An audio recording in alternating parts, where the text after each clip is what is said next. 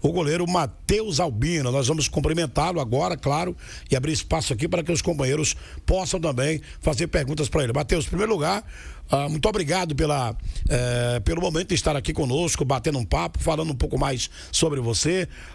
Sem sombra de dúvidas, goleiro de destaque no futebol brasileiro, foi, para mim, sobrando o melhor goleiro do campeonato alagoano.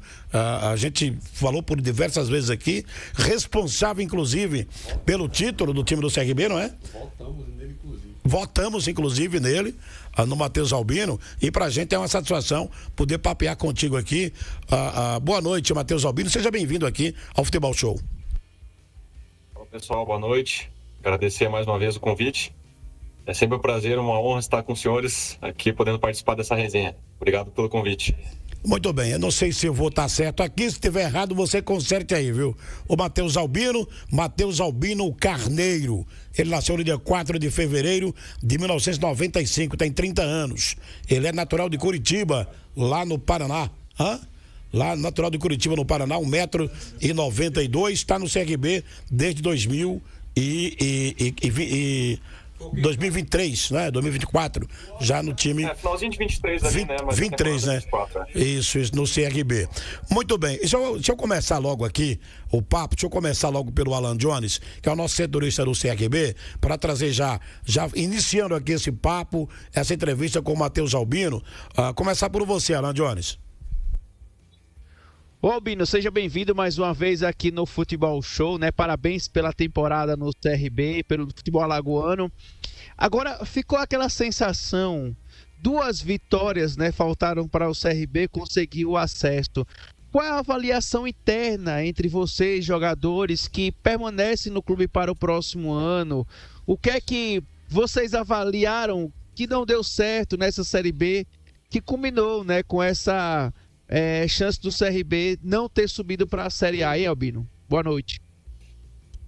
Boa noite. Pior que, infelizmente, ficou esse gostinho de poderia, né, ter conquistado acesso, ou pelo menos poderia ter ido para a última rodada com chances, né? Porque esse ano a gente fez uma bela campanha, mas acho que aquelas 6 partidas, mais ou menos no meio do campeonato, né, que foi no final do primeiro turno ali, que a gente fez só um empate, de 6 jogos a gente conquistou 1 ponto só. Eu acho que ali foi um dos principais motivos por a gente não ter ido por essa última rodada com chance de acesso. Às vezes, se nessas 6 rodadas a gente tivesse conquistado uma vitória a mais, ou uma vitória e um empate a mais, o cenário podia ser diferente. Infelizmente, fica esse gosto sim de quero mais, porque a gente conseguiu lutar até o final, né? E é uma coisa que eu sempre falo em todas as entrevistas que eu dou, o CRB não é de hoje, já merece esse acesso, já faz alguns anos, a torcida também merece acesso. Então, ficou esse gostinho de que poderia ter, pelo menos, brigado até a última rodada.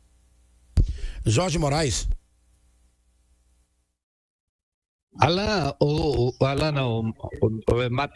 Matheus Albino, eu tive a oportunidade de participar de uma mesa redonda, entrevistando o Matheus Albino também, e eu falei para ele assim, dessa identificação dele com a cidade de Maceió, com essa vontade dele de ficar aqui em Maceió. A cidade parece que abraçou ele, abraçou a cidade, e mesmo tendo sido escolhido o bicampeão como melhor goleiro, que no ano passado ele foi também o melhor goleiro da Série B, e repete agora, esse ano de 2025, pode até ter aparecido uma outra proposta, mas a ideia é sua, é de ficar num clube onde você é muito bem tratado e a cidade lhe abraçou e você abraçou a cidade junto com a sua família, até uma filha sua que nasceu recentemente, né, Matheus? Então, exatamente, né? Desde o momento que eu cheguei em Maceió a primeira vez, me senti muito bem recebido, muito bem abraçado pelos moradores da cidade, pela cidade em si e pela torcida do CRB. Então, eu e minha esposa e minha família, a gente se adaptou muito bem aqui, né? Não só com a cidade, mas com o clube também. Então, para nós é um motivo de felicidade, assim, tá podendo morar aqui, sentir esse calor humano, assim, da cidade, da torcida do CRB. E como você falou, a nossa segunda filha é alagoana, a Isabela, nasceu aqui em Maceió fazem 2 meses. E a filha mais velha, ela mora aqui mais tempo em Maceió do que nas outras cidades que ela morou. Então, o nome dela é Ana e a gente brinca que ela é a Lagoana. Viderlan Araújo. Albino, um abraço. Mais uma vez é um prazer, né, termos esse momento aqui com você, gigante aí na meta do CRB, um profissional que eu tenho um respeito muito grande e eu não faço nenhuma questão aqui de esconder o carinho que tenho por ver um bom profissional atuando no nosso futebol. A pergunta, Albino, que eu gostaria de fazer, acredito que é a dúvida que o torcedor do CRB também tem, né? A pressão, de fato, você já tem, inclusive, uma intimidade suficiente com o dia a dia do clube pelo que você já viveu, né? Nós não estamos falando de uma temporada apenas, é uma temporada atuando. Mas todas as vezes que se cogita, né, a participação do CRB nas competições, já se coloca uma pressão muito grande pela grandeza do clube, e eu não estou aqui dizendo que isso é errado, mas pela conquista de títulos ou pelo alcance de metas.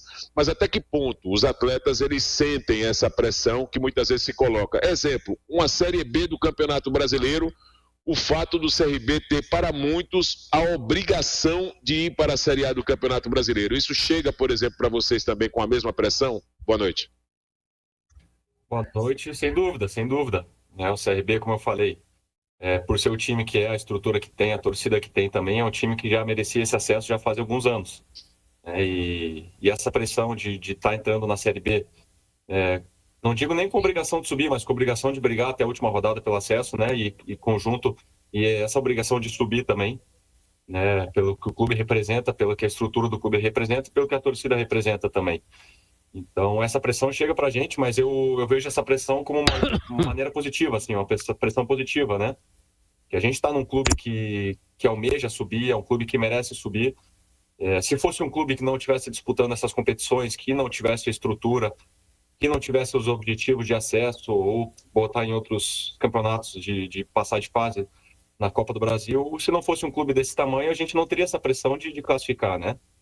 Então, eu vejo isso de maneira positiva, essa pressão chegando para a gente, de ter que brigar para subir, isso eu vejo como maneira positiva, impulsiona, pelo menos minha pessoa impulsiona cada vez mais a trabalhar mais, a entregar mais no campo, né? Então, eu vejo essa pressão de maneira positiva, eu acho que tem que ser assim, ainda mais estando no clube que é o tamanho que é o CRB. Ô, Matheus, dentro dessa pergunta do Viderlan, pegando um gancho nessa pergunta do Viderlan, na sua avaliação, o que faltou para o CRB esse ano não ter conseguido chegar entre os 4 primeiros colocados do Campeonato Brasileiro da Série B e conquistar essa vaga tão sonhada, né, pelo torcedor regatiano?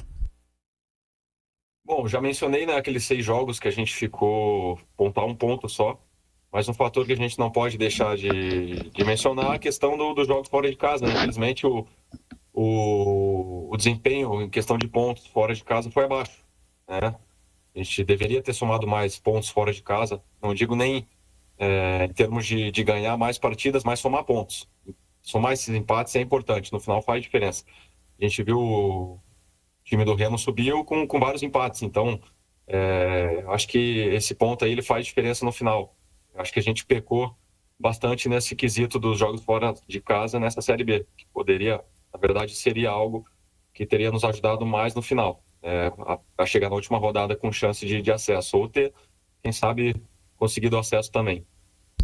Ô, Matheus, ainda dentro dessa pergunta do Clevane, desse tema também, boa noite para você, agradecer a sua disponibilidade.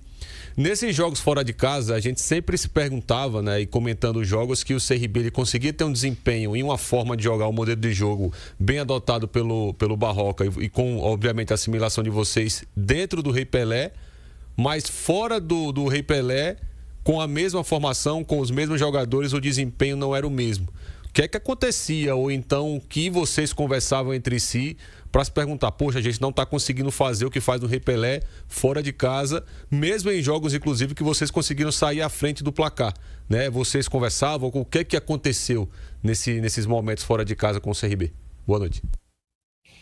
Bom, a gente se fazia essa mesma pergunta, porque conseguia ter esse ritmo de jogo, essa posse de bola dentro de casa, ter um desempenho bom dentro de casa, e chegava fora de casa, às vezes não conseguia impor uma posse de bola tão alta, não conseguia impor nosso estilo de jogo que a gente fazia tão bem, e a gente fazia essa pergunta, o que está acontecendo? A gente tava tentando o desempenho ser bom, tentando correr, tentando fazer o que a gente fazia dentro de casa, mas às vezes as coisas não aconteciam, né? E a gente não sabia o motivo.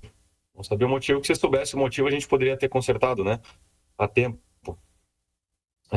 Teve até alguns jogos que a gente jogou bem fora de casa, tirando as vitórias, mas acabou não acontecendo o placar favorável, ou como você mencionou, a gente saiu na frente, acabou por erro nosso, cedendo o empate e a virada, né, do adversário.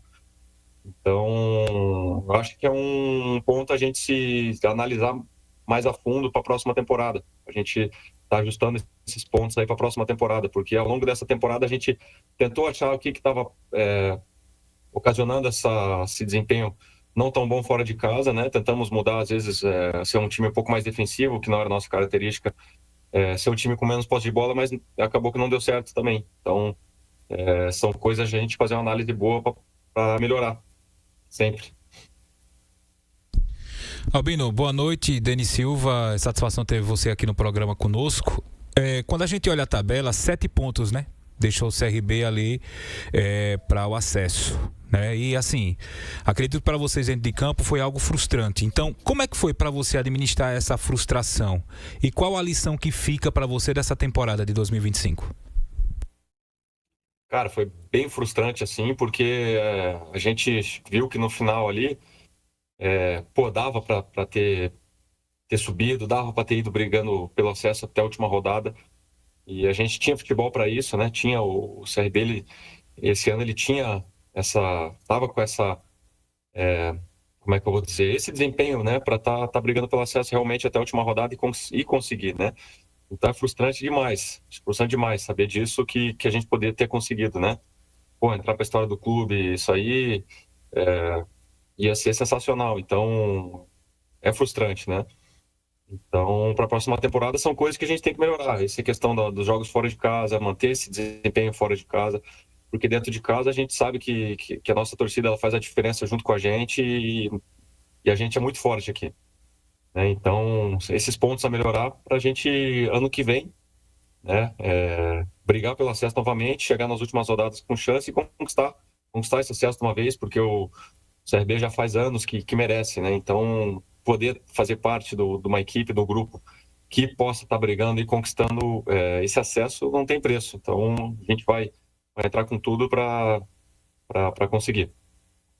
Ô Matheus, apesar dessa não conquista do acesso à Série A do Campeonato Brasileiro, como é que você avalia o desempenho do CRB nessa temporada 2025? Cara, eu avalio que foi um bom desempenho. Foi um bom desempenho na Série B. Não dá para falar que a gente fez um campeonato ruim também, né? A gente brigou até a penúltima rodada com chance de acesso, né? As chances eram baixas nas 3 últimas rodadas, mas tínhamos chance de acesso. Eu acho que o time criou uma identidade de jogo muito boa durante a Série B. É um time que consegue manter a posse de bola, que é um time ofensivo, cria muito. Um time que está sempre criando boas chances de gol.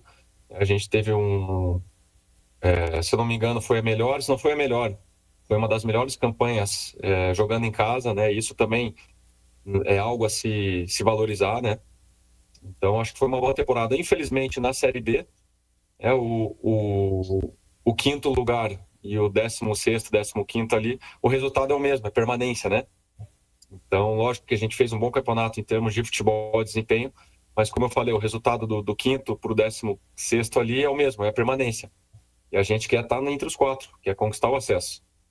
Então, como eu falei, a gente tem que ver algumas coisas para melhorar, manter o que a gente fez de bom no campeonato, que é esse estilo de jogo que o Barroca, de posse de bola, de pressão no adversário, que o trabalho dele é excepcional.